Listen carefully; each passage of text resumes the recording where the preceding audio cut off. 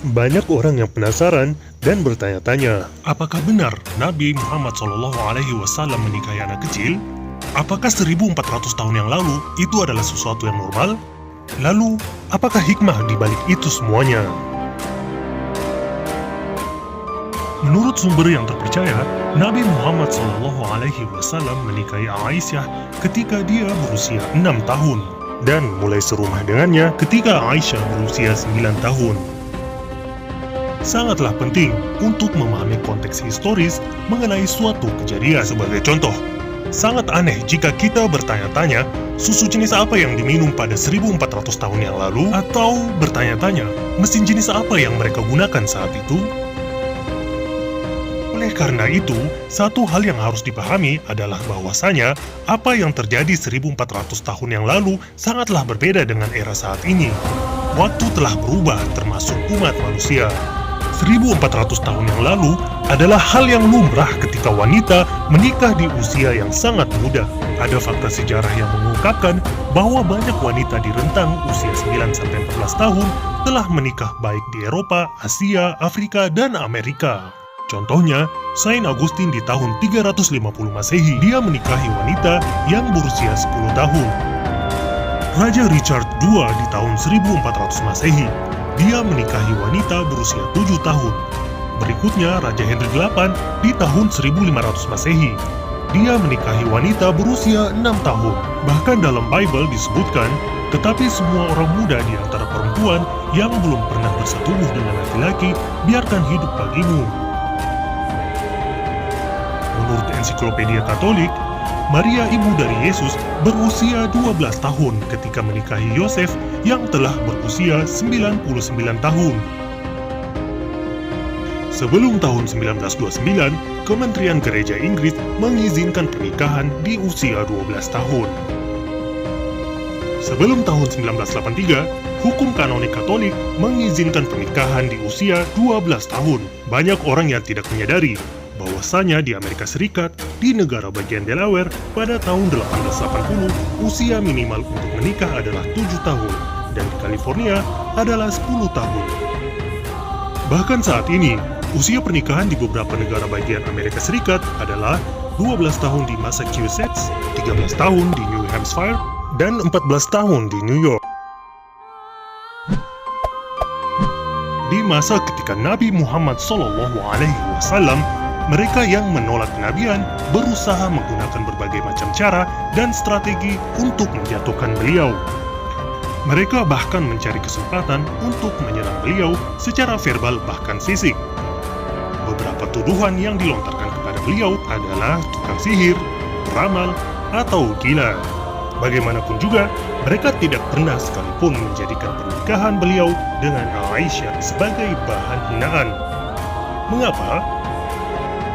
Sebab itu adalah kebiasaan masyarakat yang artinya sangat normal terjadi.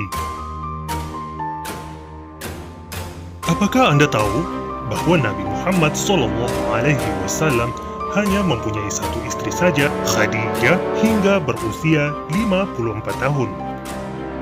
Apakah Anda tahu bahwa dia adalah seorang janda?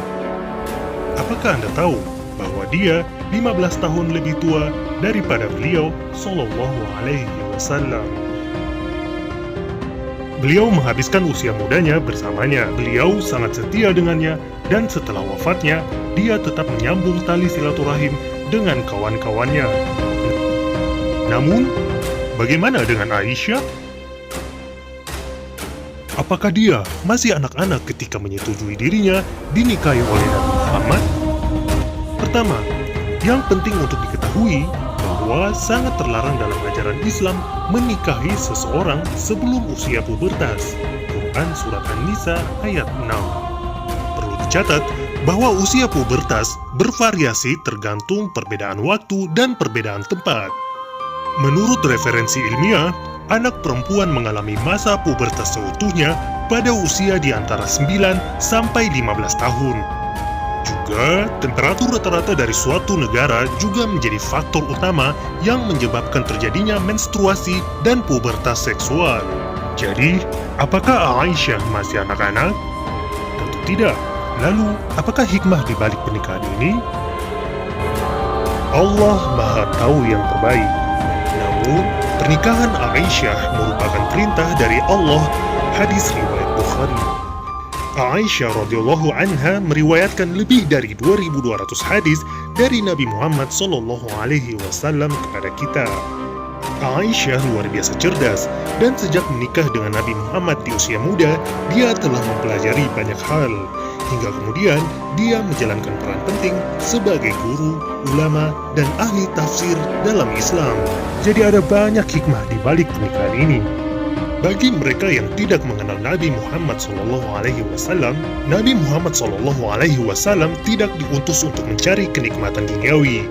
Beliau SAW memperingatkan kita untuk melawannya. Sahabatnya mendeskripsikan beliau sebagai lelaki yang menjaga moralitasnya. Dan mereka berkata bahwa beliau SAW lebih pemalu daripada perawan yang sedang dipingit. Ketika para kaum beriman menanyakan padanya pertanyaan yang aneh alias canggung, beliau SAW akan menutupi mukanya karena malu. Beliau mengajarkan kepada kita bahwa setiap agama dikenal dengan aspek moralitasnya. Dan moralitas dalam Islam adalah sikap malu dan kelembutan. Qul innama ana basyarum mithlukum yuha ilayya annama ilahukum ilahu wahid. Faman kana yarju liqa'a rabbih falyamal 'amalan salihan wa la yushrik bi'ibadati rabbih ahada. Katakanlah wahai Rasul, sesungguhnya aku ini hanya seorang manusia biasa seperti kalian yang diwahyukan kepadaku, bahwasanya Tuhan sesembahan kalian itu adalah sesembahan yang Maha Esa. Maka barang siapa mengharap perjumpaan dengan Tuhannya, hendaklah dia mengerjakan amal salih, dan janganlah dia mempersekutukan seorang pun dalam beribadah kepada Tuhannya.